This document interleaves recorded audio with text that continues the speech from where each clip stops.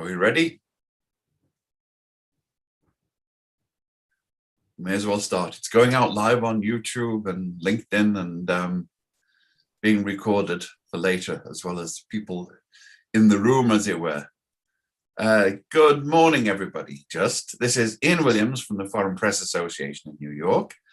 And I'm talking, and I hope you'll forgive me if I mispronounce the name, Rafal Rohozinski, who is CEO of SecDev, which has been studying the Russian domestic information scene to see what people believe, why they believe it, and to test it out. The most recent paper was checking the veracity of Russian opinion polls.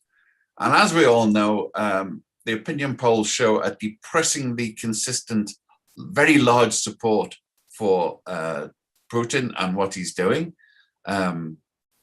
We hopefully mostly in ignorance, but I wouldn't be sure about that. But then we have the opinion polls, as Rafal's latest study suggests, are skewed in lots of ways. There's the information bubble, there's the question in any totalitarian society, if you ask authoritarian society, I should say, if you ask somebody a question, their answer is going to be predicated on who's asking me this and what happens to me afterwards. And that's obviously very potent in Russia, where giving the wrong answer could possibly be a 15-year sentence in the gulags at the moment. It's got to condition any response. And you can see that in some of the Vox Pop interviews with people on the street in Russia, where there's, let's just say, a certain sign of edginess, apart from the ones who say, let's go nuke the Ukrainians because we never liked them anyway. So, Rafal, what are your findings on this? Just how accurate and deep is Putin's support as reflected in the polls? Well, first of all, Ian, thank you very much for having me on and for actually selecting this as a topic of discussion, because as we'll get into it, polling can tell us a lot of different things, but the principle of trying to understand how ordinary people in Russia do or do not understand this conflict, I think, is vitally important. As you will recognize, and I think as many of your listeners will recognize, especially in times of war, things become very, very polarized, and we become victim of our own bias bubbles. And sometimes what seems to be right or wrong to us isn't necessarily the nuance in which it's received by others. So as part of our effort to understand the context of the Russian conflict or the Russian invasion of Ukraine, we've looked at a number of factors.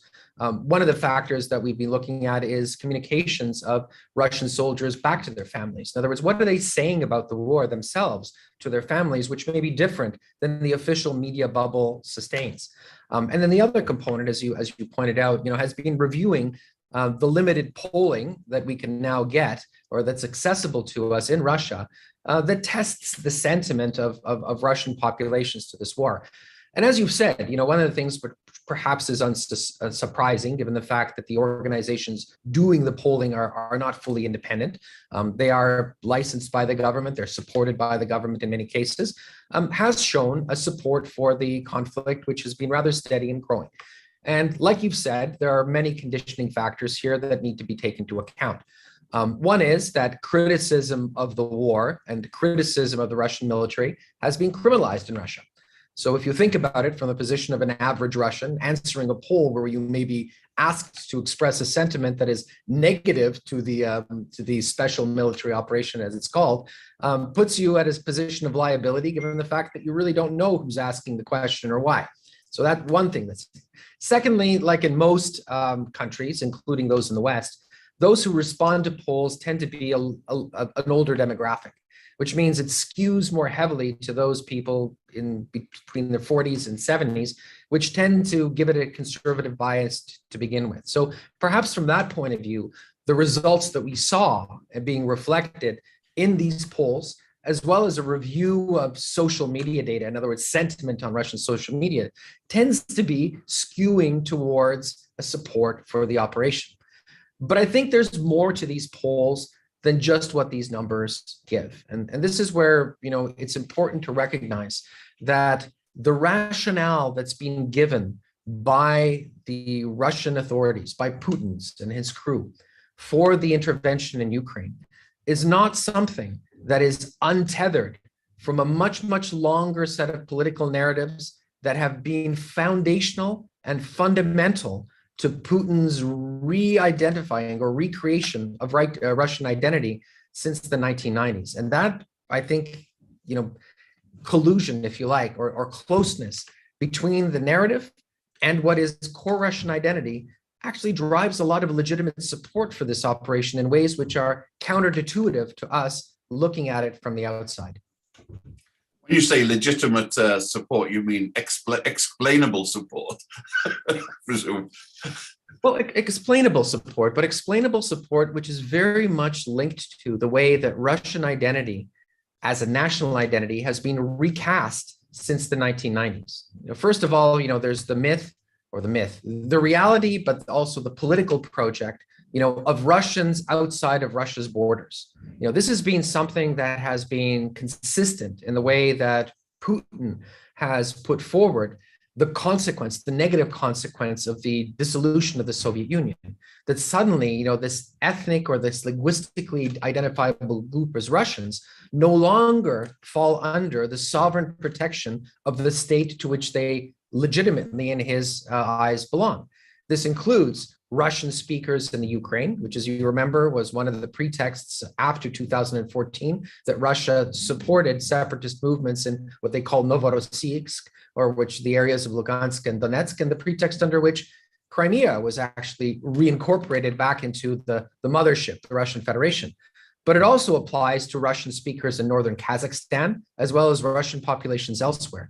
And so this is a foundational part of the if you like, the national ethos that Putin has put together, which was very strong and which is today one of the key legitimating factors as far as the regime goes for this special military operation. Why it's seen as why it's actually called a special military operation rather than an intervention, because it's seen as a domestic matter of reincorporating Russian populations rather than an invasion of a sovereign neighboring country. And I don't, just to be clear, I'm not arguing for this formulation, but what I'm trying to say is that this actually has a very strong resonance with many Russians that precedes the current operations in Ukraine.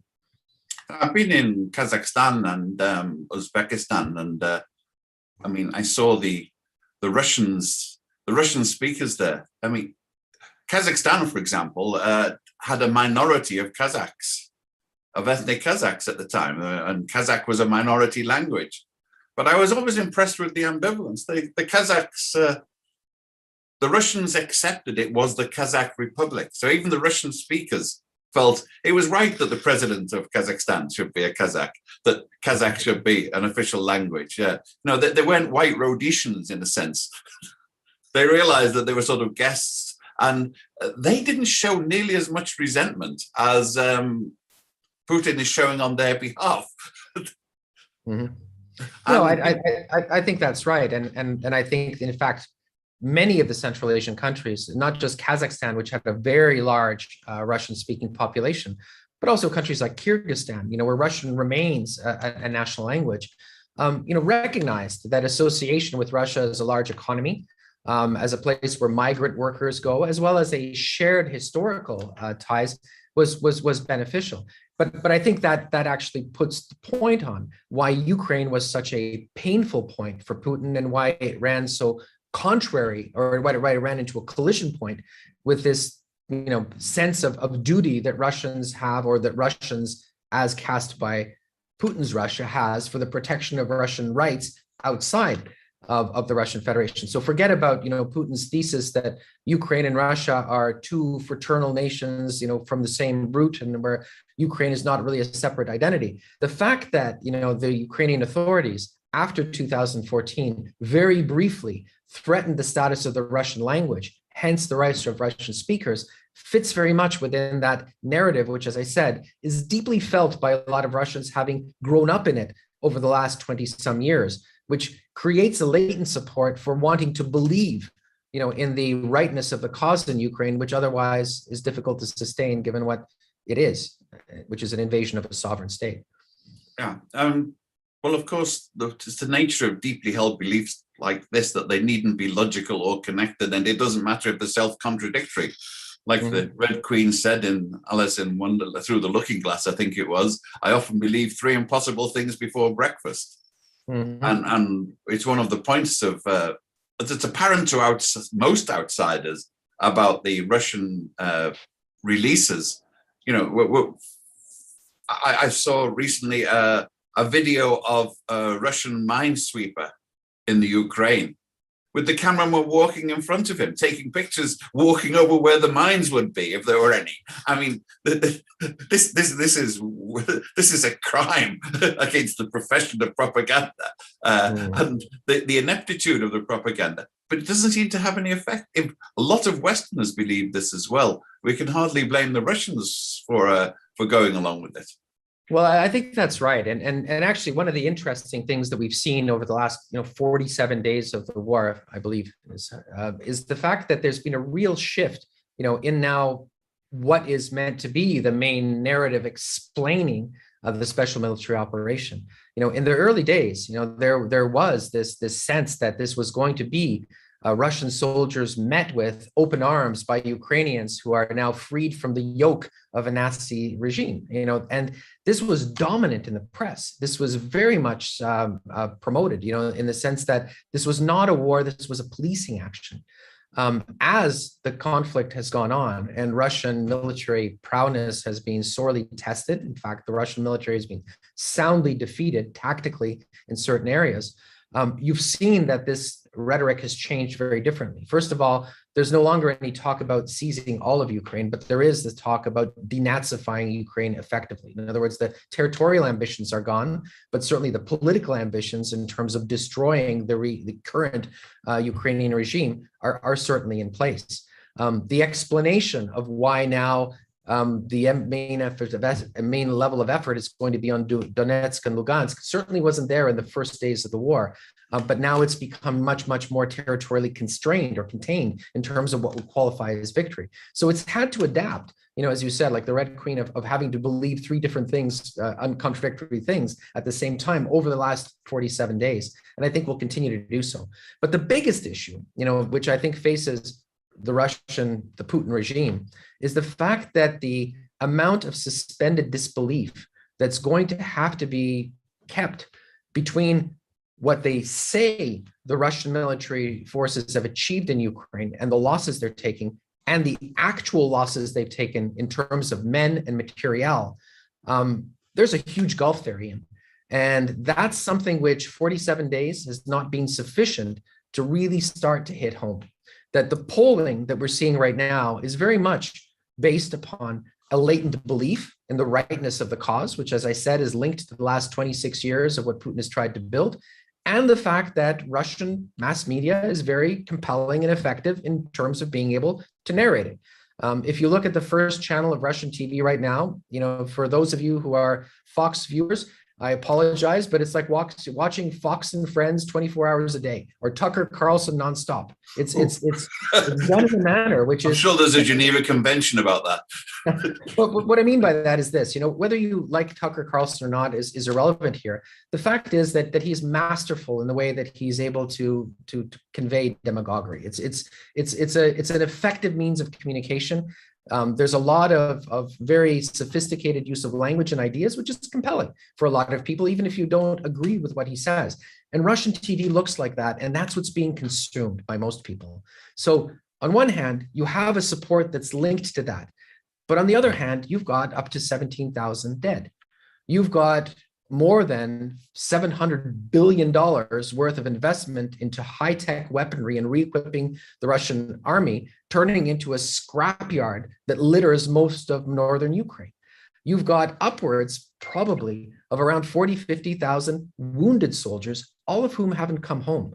So explaining that, and don't forget that equates to almost 40% of the effective troops sent into Ukraine 47 days ago. So it's a significant part of the fighting force that's being destroyed or disabled. What happens when news of that starts percolating back to the communities in which they live?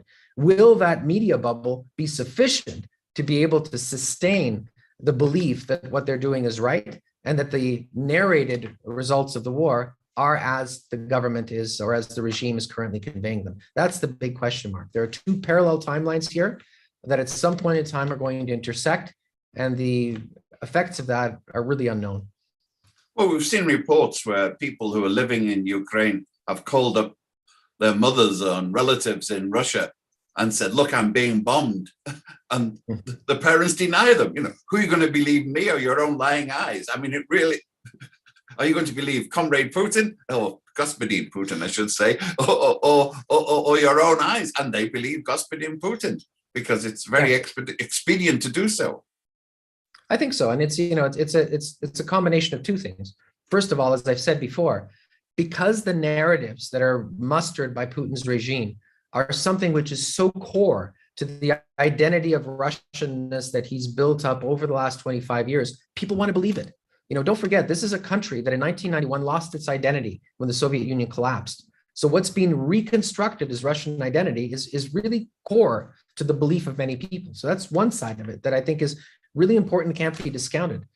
But on the other hand, there's what happens when that reality actually faces the very real, if you like, manifestation, which proves that it's not wrong, or where it's wrong. And that's where the casualties and the scale of the Russian military disaster may actually act as a very significant factor. And in the run up to this interview, you and I were talking a little bit about the role of the Committee of Soldiers' Mothers. Because let's not forget, Russian military is still a conscripted military, which means mothers organize to see how their son's well-being is taken care of by this institution. Those were quite central in the opposition to the Soviet Union's operations in Afghanistan prior to the end of the Soviet Union. They were also very significant in implementing or pushing for reforms in the Russian military after the military disaster in Chechnya, the first Chechen war in 1996. So given the fact that both of those conflicts, in terms of the scale of casualties, and especially in the time frame, were a fraction of what we're seeing right now in Ukraine, it's a really big question mark. What happens when those committees of soldiers' mothers start to effectively act upon what has been a military disaster for Russia thus far, at least from the human and technical side, in Ukraine? How does it harmonize with this national myth, the fact that a lot of the troops that we're seeing, and presumably the Russians are seeing as well, are basically Chechens who look like they just stepped, they're on leave from ISIS, or they're from the far east of Siberia, visibly Mongol in their origins. How does this get in with the blue-eyed Russian myth going to save their brothers in Ukraine? Well, one of the early lies or myths that Putin was trying to sustain was that the troops that were going into Ukraine were only contract troops. In other words, that these were not conscripts, but these were professional military. In other words, soldiers who had signed a contract to serve rather than those that were being compelled to serve. So as a result, if you were looking at Russian TV early on, the first days of the war, they very much highlighted the role of the VDV, the airborne forces, which are contract troops. The contributions being made by Kadyrov from Chechnya, of donating, in effect, battalions for the security operation. So they foregrounded the fact that, no conscripts would ever be put in harm's way, that these were professional soldiers doing a special military operation. Very quickly, that myth was dispelled. In fact, there was a moment, I can't remember now, I guess about 2 weeks ago, where Putin on television came out and said, my orders were not carried out by the Ministry of Defense. And instead, conscripts were sent in harm's way, and we are going to have to now, correct this because my directives were not followed properly. That's now curiously gone away, where you see the conscription or the call up of new reserves to replenish those troops that have been lost. So, from that point of view, there's been a shift in the way that this whole campaign is being explained in terms of who's participating on it. But to your point about Chechens or Buryats, well, let's not forget, Russian national identity is not based upon the blue-eyed, blonde-haired Russian. It's based upon the fact that the Russian Federation is a federation, that it represents multiple nationalities. So there's actually a strength in saying we're there to defend the interests of Russian speakers because they represent the Russian national myth, not the fact that they are ethnically Russian in terms of being white, blonde, and Orthodox. But how does this reconcile with bringing in Baltists from Syria? Well, they're not quite the stuff the Crusaders are made of.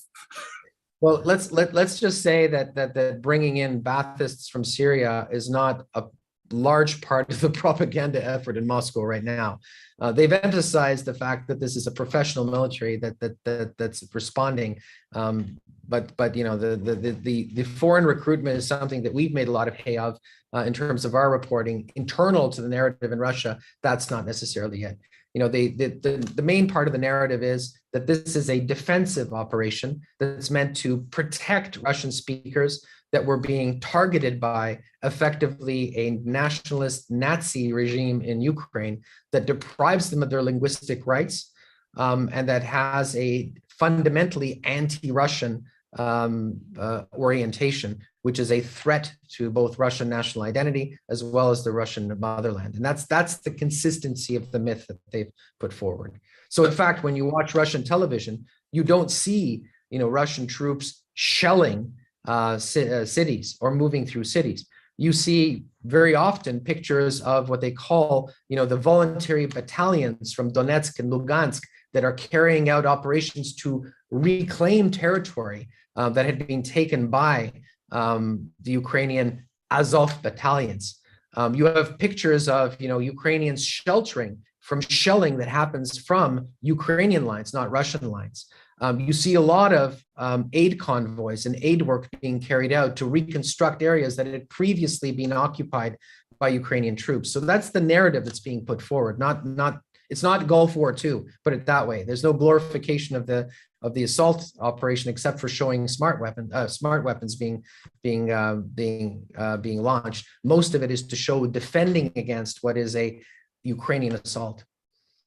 So Simon Locke wants to know, what should the takeaways from the polling be for Western governments? Because, you know, this is obviously a big factor in Western governments. The sanctions are intended not to give Putin pangs of hunger, or so that his wives and girlfriends miss out on their French fashions.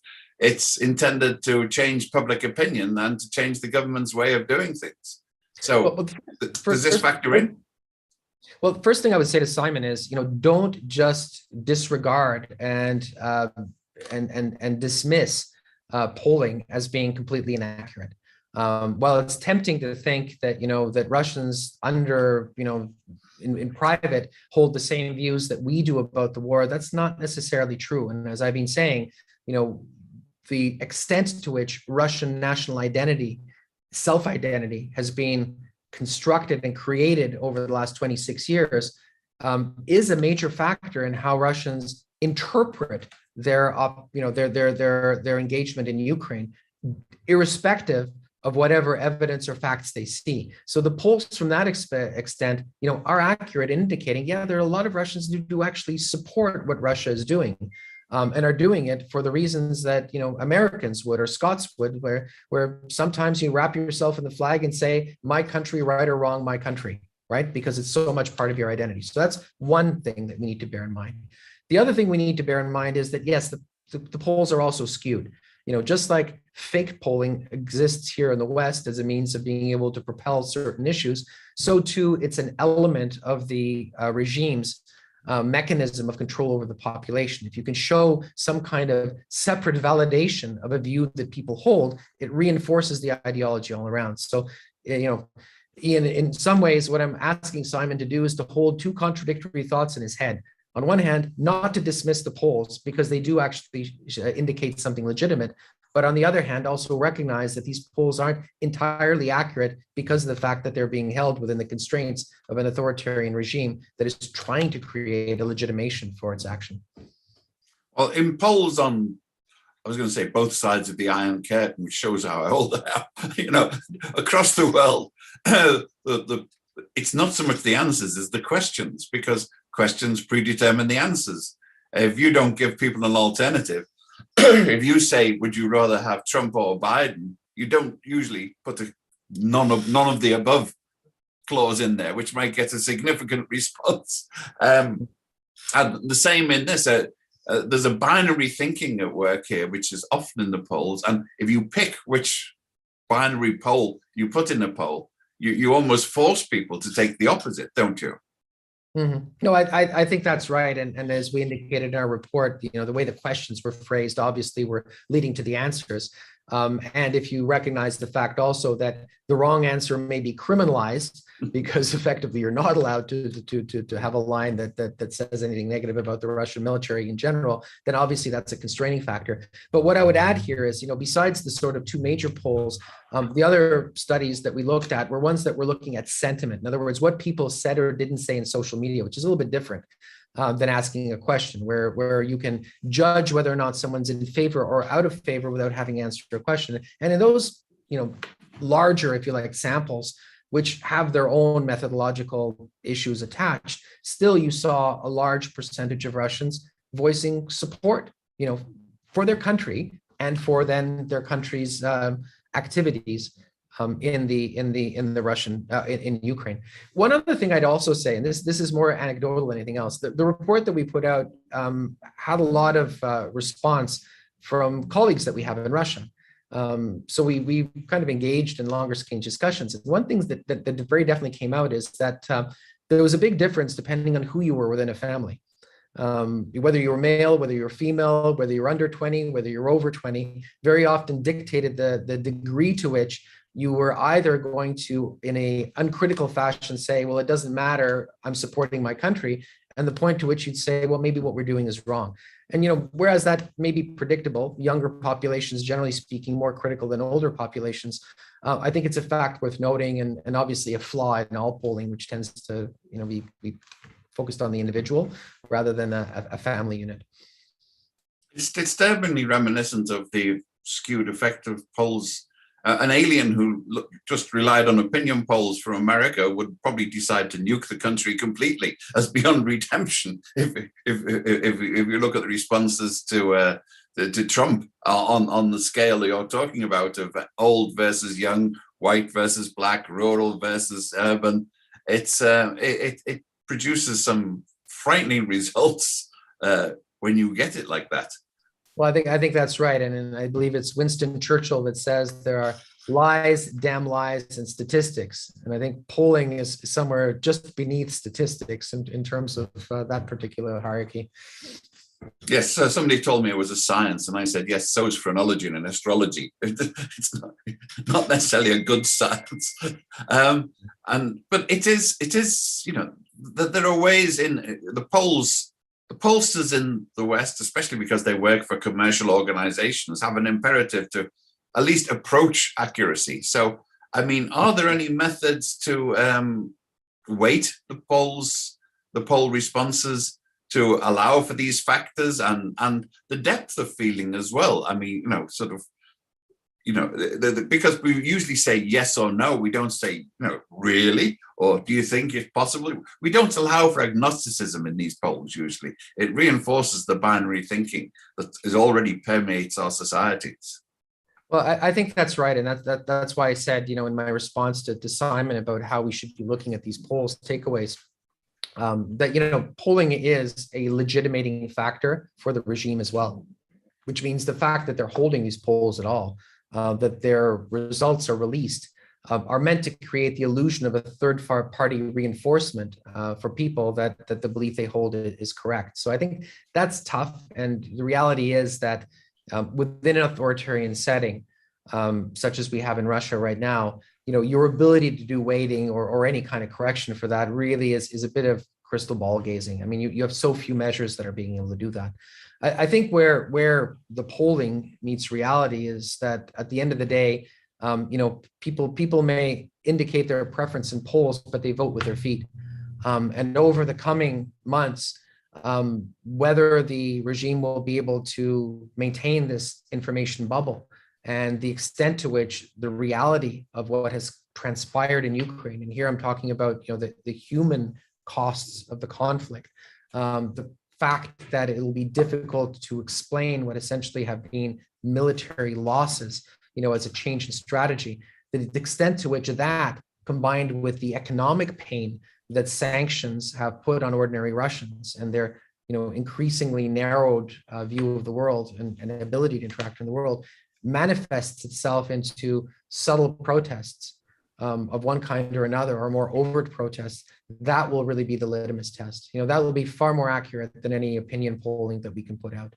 But all that to say, the fact that we haven't seen mass protests, we've seen individual protests, but mass protests arising in the last 47 days goes to show you, and I should be taken as a serious indication, that there is a large percentage of the Russian population who have bought the arguments and the legitimation that has been part of the way that the Putin regime has narrated its involvement in this conflict. And they remain fixed to those beliefs and will remain fixed to those beliefs until there is some compelling reason why they shouldn't. Being a cynical Brit and an outsider, looking at during the Vietnam War, I always thought the key factor was Harold Wilson in Britain had already obscured that by abolishing conscription. In America, there was still conscription, and American resistance to the Vietnam War was not down to the ethics of the war and whether the Vietnamese were right or wrong, or the US was right or wrong. It was, am I going to get dropped into a jungle and have my throat slit by the Viet Cong if the war goes on? That was the subtext of support or otherwise. So I don't think that was lost on the Russian regime, frankly. I think one of the reasons why they took pains in calling it a special military operation and highlighting the fact that only professional military were going to be involved, was a way of kind of shielding this response that conscripts, and again, I point to the role of the Committee of Mothers of Soldiers, simply would be a non-factor in terms of what impact that might have back home if casualties are being taken.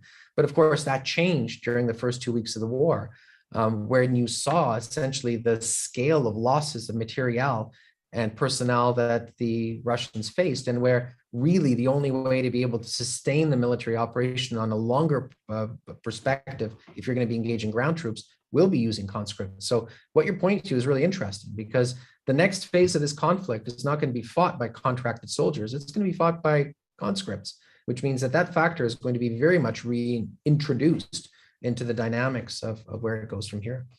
And not just conscripts, but conned. I mean, these are forces raised for other purposes entirely, who suddenly find themselves in the middle of a 21st century shooting war when they thought they were being sent for crowd control. I mean, you saw those the riot police buses and things like that, and they thought, no, move along, nothing to see here, and bang, bang, bang, different equations. So you're absolutely right about that, and in fact, a considerable part of the military force that was sent into Ukraine was something called the Rosgvardia, which is the National Guard. This was a separate entity that was created, accountable to Putin, but separate in certain ways from the Ministry of Defense, because its mandate was to work within Russia, just like the National Guard is. And yet they were part of what was sent into Ukraine. Now, there were two reasons for that. First of all, these are considered to be professional troops. So again, they're consistent with what I was saying earlier about making sure that this was an operation that was carried out only by professional soldiers. But also, if you think yourself, sending in the Rosgvardia to carry out something in a neighboring country when they're supposed to be working domestically sends a message that perhaps they don't see this neighboring country as being fully sovereign, but rather actually see their operations in Ukraine as being part of a domestic policing matter. So there's a number of layers. French sending in the gendarmerie to invade another country. Well, exactly, yeah. They're nasty people and they're well armed, but and vicious, but not equipped for the job. Yeah. Yeah. But I thought the Ukrainians obviously saw these weaknesses, and their propaganda, their news values. Okay, propaganda. Their propaganda has been quite effective in homing in on the conscript aspect. They played that up continually, which is what makes the allegations of shooting of prisoners so damaging to them. I mean, the Ukrainians should take the people out if they were found to have done that, and do it visibly, because it's been a big blow on behalf of the Russians. But they were very sophisticated. Did you have any measure of how effective this was in Russia? that they were allowing mothers to call up the prisoners, the prisoners that weren't taken in a war that wasn't happening. Well, I'll tell you, Ian, once this conflict is done, and from the perspective of time, there will be PhD theses, documentaries, and others written about the information war that the Ukrainians have fought here. Going into this conflict, it was always thought that the Russians were the masters of both cyber war and information war, and that would play a very significant element in the way that this conflict unfolded, or any conflict would be unfolded. In fact, as you know, after 2014, Little Green Men, and the whole narration of how Russia had managed to justify its occupation of Crimea was seen as, the significant new hybrid capability that took the cyber, informational, and physical aspects of war and reconceptualized them in a completely different way. What we've seen in Ukraine has been completely the opposite of that as far as the Russian is concerned. We've seen a disconnected military operation from anything happening in cyberspace. In fact, the cyber component of the war has been a bit more of a fizzle than a reality for a variety of different reasons. And certainly in terms of the balance of the information war, the Ukrainians have dominated by far. How that's being put together, whether it's entirely coincidental, whether it's well orchestrated, history will tell. But the reality is that it's been massively effective, both in terms of galvanizing, I think, the West around the defense of Ukraine, but also really impactful in terms of the way that it is hitting on the domestic front in Russia. And I think the point you made about, Ukrainians filming Russian soldiers calling their mothers back home, making that part of the process of taking prisoners, has been remarkably effective, and will continue to be remarkably effective in chipping away at this kind of legitimating myth that most Russians live within. I think that the fact that they've maintained the balance of the offensive in the information war, has also meant that it's been the Russians responding rather than actually being proactive in terms of how they've narrated the information aspect of the war. What you've pointed out to, which is not the only incident where we've had alleged war crimes by Ukrainian soldiers. There was a previous video that was released about a week ago of Ukrainian soldiers shooting Russian soldiers, or allegedly shooting Russian soldiers in the leg as part of their processing of them in, also was damaging. But there's a different reality here as well, that we can't really believe what we see anymore. And I think that's kind of frustrating for people like yourself or us, who have benefited from the fact that conflicts have become a lot more transparent because of the digital technologies in which now they're embedded. Well, what's happened, especially in the last 5 years, is that there's a recognition that our dependence on being able to believe what we see through digital means is now also being manipulated, either through deep fakes or other things. And we really have to be very, very careful when we look at anything being produced, whether it's Russian or Ukrainian, to be able to accept it as being truthful just because we see it. As an information professional, I've spent many years welcoming a growing degree of skepticism in the public about what they see in front of them.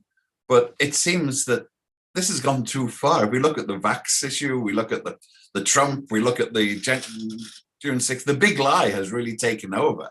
And it's using a liberal idea that you must give both sides. I mean, I was looking at Scott Ritter was complaining he'd been silenced by LinkedIn. And I couldn't resist it. I put in there, has he been poisoned or shot or imprisoned? He's admiring these qualities in the person he's lionizing. So why don't people make that connection and say, look, yeah, but he can say it. He is saying it. And taking him off Twitter is a commercial decision by Twitter. Justified or otherwise. Twitter is not a public service. If you buy in for a neoliberal, non-public economy, then that's what you get. You can't complain about it. But in Russia, you've got the public economy. It's all controlled by the state. And it's this idea of equivalence on this side, and even in Ukraine, to a large extent, I think, you have an open market for ideas where people can disagree. But if you're competing with a state where nobody can disagree and only one version comes through, but you are still somehow thinking there's got to be two sides here, You are trying to, you tend to discount what's said about the one state regime. I've had friends of many years who have been appalled by their willingness to swallow Soviet Russian propaganda, and I'm not instinctively anti-Soviet. I was in China during the Cultural Revolution. I was a teenage Maoist. I know whereof I speak in terms of brainwashing. Yeah. Well, look, I think that there's a number of different layers here which are worthwhile to unpack in what you said. I mean, first of all, we have to recognize, that the digital world in which we find ourselves right now really occurred in a blink of an eye. We're really talking about something that's taken less than half a generation to go from nowhere to now being front and center for 3/4 of mankind or personkind, that interact with these technologies on a daily basis, which means that, our normative environment, the way that we can make judgments over what we see, what we look, what's acceptable, what's not acceptable is really, really early days. If you compare it to something like radio or television or print, you had decades before, it became impactful enough and for norms to be developed to at least be able to, both allow individuals the tools to make a kind of a discrimination between what they see, what they don't see, what they believe and what they don't believe, and also the kind of rules that societies use to be able to judge those. So I think that's an important factor which needs to be taken into context before we start becoming too vocal about criticizing authorities or tech companies about what happened in 2016 or in Brexit and others. These are important learning moments, but I think we'll kind of get there. The broader point that you made, which is, how do you deal when you have an asymmetry between a society which is closed and controlled and one which is open and not? That's a pretty fundamental one and a pretty foundational one, which I think needs to start with the fact that in this conflict, we've seen for the first time the weaponization of these platforms. And weaponization in a kind of state-to-state perspective rather than an intrastate perspective. So what we are allowing, for example, Facebook to do now, or how we've normalized and said it's okay for hackers to go after Russian infrastructure independently, is going to set the context for what happens after Ukraine in other contexts in other states. And that worries me a lot more, that we've sort of taken what we've started to build as a normative environment around what's acceptable and not acceptable in digital and cyberspace. And it kind of said, well, it doesn't matter because the ends justify the means in terms of Ukraine. And that's going to come back and bite us, in the longer run. And it worries me, even though, my balance of sympathy overall right now is with the Ukrainians. Well, I'm in a similar position, but I also remember that when George W. Bush made sure that no cameras watched the bodies come into Dover Air Base, from the Gulf, which is, exactly what we're talking about, information control. I remember it's the anniversary, I think, this week, isn't it, of the Falklands War, when the British invented embedding, where you take your correspondent with you and you cosset them, but you cosset and cocoon them. I have a friend who was on the Yump, and he wrote wonderful stuff, but he didn't get that sense of perspective you get from standing in the middle, being shot at by both sides. And that's that's something that, as you say, we haven't developed the normative ways of looking at it. And it's shown, you've been following Western polling around the crisis. I mean, is there any nuance there? Because if you take India, for example, a lot of the public in India are buying the Russian agenda. And it's not because of any balance of facts or the same information. They start off with instinctive prejudice, Western imperialism versus Russia, which still has the ghost of the Third International about it. It has an anti-imperialist, anti-colonial heritage that a lot of Russians and a lot of third worlders relate to. Yeah, I think you're absolutely right about that. And in fact, our next report is looking at, broadly speaking, polling from the rest of the world around the war in Ukraine. So I'd be happy to talk to you about that once. We want it. We want it. Yes, we've already covered this, but we didn't have that much information about it. But I think there's a couple of things here which actually relate back to your previous point, and that's the sort of asymmetry between the West and Russia in terms of the information environment. I think where the Russians have been exceptionally effective from both a propaganda point of view, but also actually because they point to a basic believable truth, is by using whataboutism. To say, well, that's fine for you to talk about our behavior, but what about what you did in Iraq? But what about what's being done against the Palestinians? But what about et cetera, and leveraging that. There's a reality to it here. Democracy is messy. It means that the spectrum of getting things right or wrong within a short political life is pretty wide. We can have one politician who completely agrees with the invasion of Iraq. You can have another one that completely doesn't. And if they represent two different administrations, then that change will occur overnight. But that's also one of the strengths of democracy, or democracy that we practice, is the fact that governments change long enough that you never have one position that sustains itself for long enough, to become effectively dominant overall. Now, you can take it from the other side, and yes, there's a dominant strain of Western imperialism and democratic liberal magnanimity that dominates. But the reality is that the policy environment changes much more volatile. In countries like Russia and China, it doesn't. If you take a look at the mean age of those who are currently within positions in the foreign ministry and the Ministry of Defense, they're in their 60s and they've been there for 20 years. They just haven't changed. So they've seen 4 or 5 different administrations. Their ability to point to whataboutisms as opposed to the consistency of their own position is very different. And that's what's picked up on, I think, by a lot of countries outside of this conflict, who say, well, you know what? The Russians are right. Look at the hypocrisy that the West has taken, switching its position 5 times in a row. And the Russians are good at being able to point out the longevity of those hypocritical positions. Add to that, you were talking about imperialism. I'm thinking about the New World Information Order, and the fact that there was an asymmetry of the way that the news narrated what happens in the world because of the dominance of news organizations in the 1970s. Well, to a certain extent, tech platforms do the same. So that resentment, I think, also builds into a kind of latent sympathy that the Russians are giving the West their comeuppance for all the hypocrisy of their actions over the last 30 years. Whether that's the new right information order is crucial. I remember that being raised at the United Nations, which I was covering, and they were quite right. I mean, you could get you get a Lancashire soccer team results in the middle of Bangladesh or Pakistan or in Nigeria. But half a town could disappear in Nigeria and no one would get the news out because of that. But that was then used by the people we're talking about to say, oh, yes, we must free it from Western control. We must control the internet.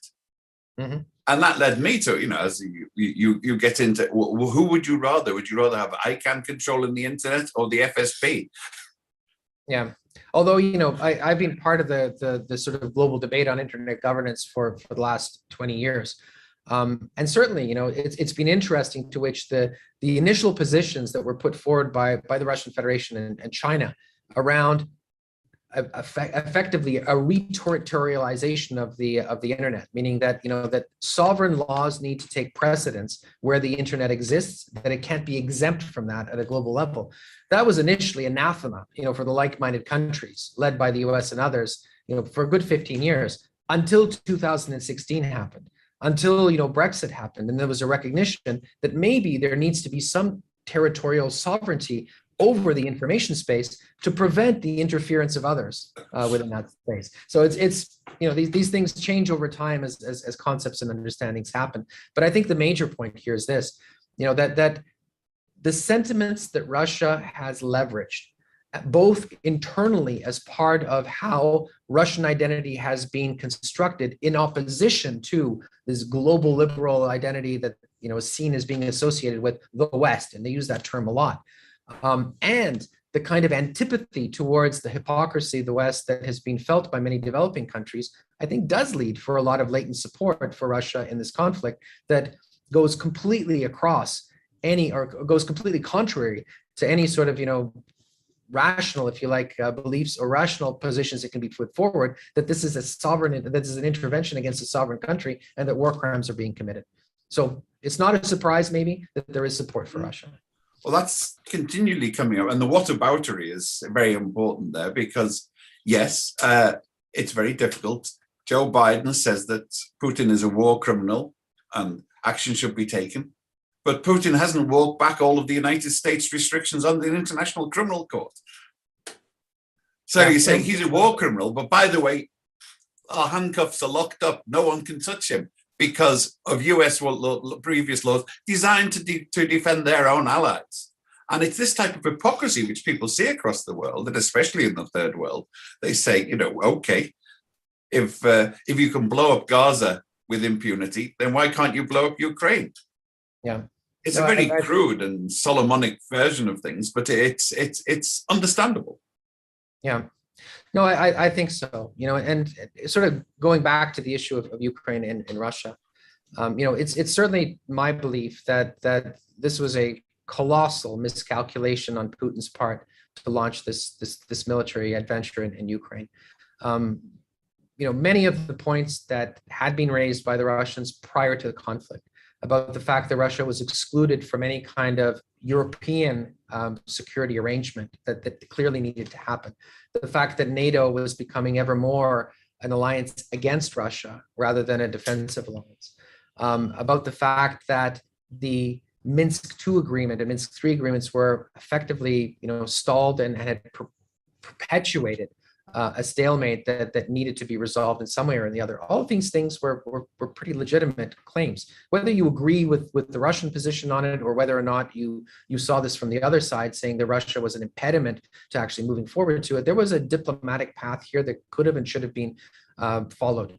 And what I fear is, with that path now gone and us in a position of confrontation, what we should be worried about is not the proximate result of this Russian conflict, this current phase of the conflict, but what happens next. And what happens next is what happens next internally to Russia, whether we're left with an aggrieved population, similar to a German population post-Versailles World War I, where a military defeat prompts reparations and effectively public humiliation, and what that means for domestic politics in Russia. Because let's not forget, Putin. The Russians already feel humiliated by the end of the. Feel humiliated, and they were humiliated, as you, I think, correctly pointed out. The neoliberal economists that came from the US destroyed the Russian economy far more effective. It was a sort of reverse neutron bomb where they destroyed the infrastructure and left the people. Absolutely. And, if you look at the political spectrum in Russia right now, in terms of where the bulk of the population sits, Putin's a centrist. Most of the population is to the right of Putin.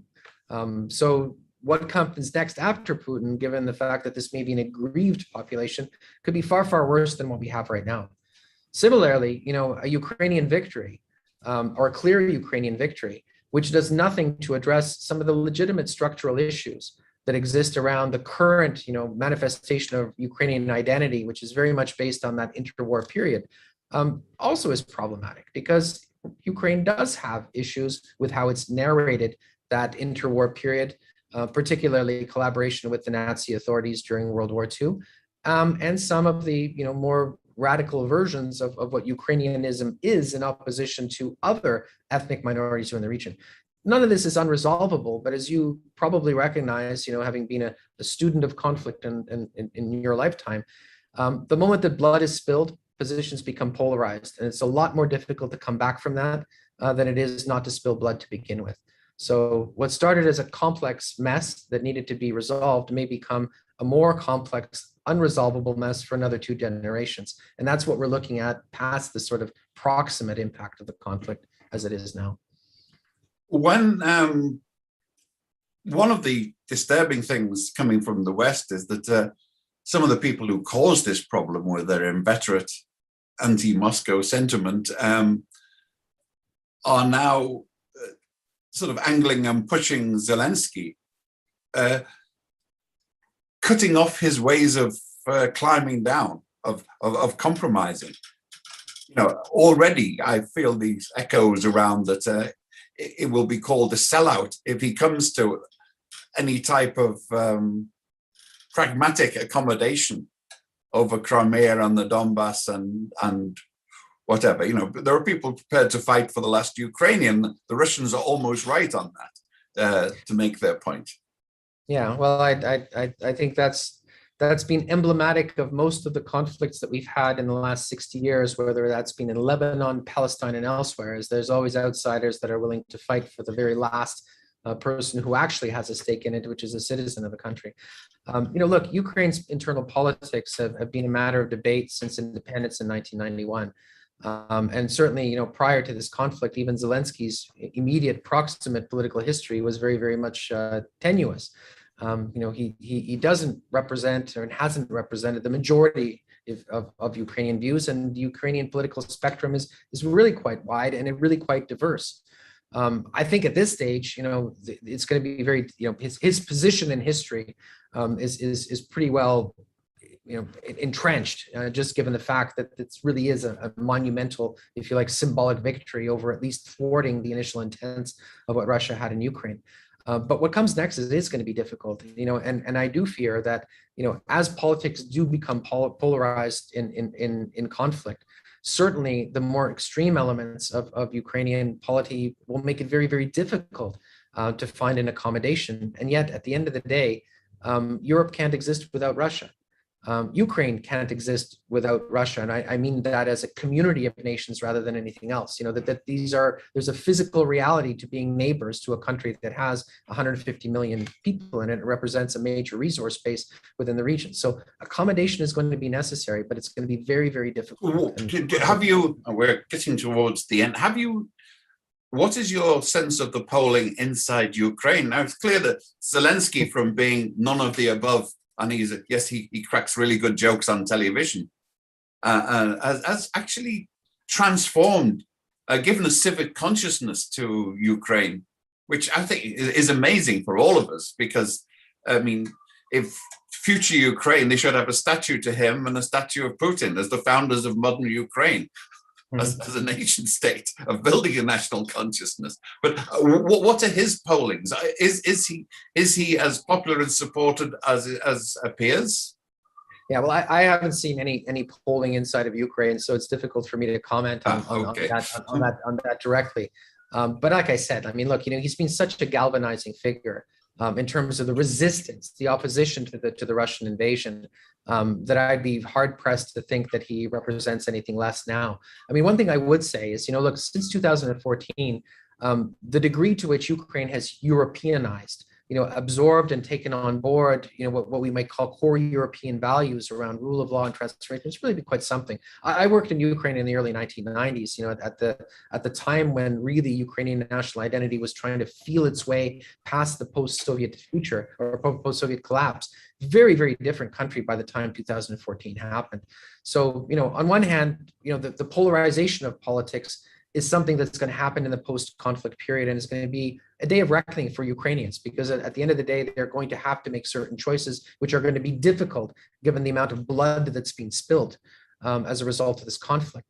But at the same time, I'm hopeful in the sense that I think that interregnum between 2014 and 2022 really did change a lot of Ukrainian society for the better.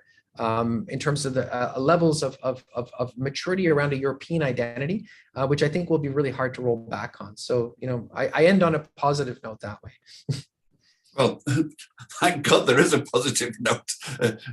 Thank you very much, Rafal Rohozinski. This is, a bit wide-ranging, but we've been touching on some of the key issues of the war and the info war and the Pontius Pilate question: what is truth? And look what happened to him. Nothing happened to him. He got away with it, in fact. Now I think about it, as many media commentators do get away with it. So this is Ian Williams, president of the Foreign Press Association in New York. We've had this, I think it was a fascinating discussion on the Russian polling and Russian public opinion and how to measure it. And we have a promise, you heard there from Rafal, that he's going to come back with the polls, with a study of how the third world is looking at this. And that's something we need to step back from and just, take a step back from our traditional positions of what's manifestly right and wrong, what's axiomatic and what isn't, and go back to that question with Pontius Pilate: what is truth? And it's not going to be found on Fox News, we're sure of that, nor on Russia Today, but somewhere in between. Thank you very much. I'll see you again soon, I hope. And thank you the very rest much, of you, Ian. please It's sign up pleasure. for the Foreign Press Association and see what else we're doing, and make sure that you don't miss Rafal's next appearance. Thank you. Thank you, Ian. Thanks. Bye.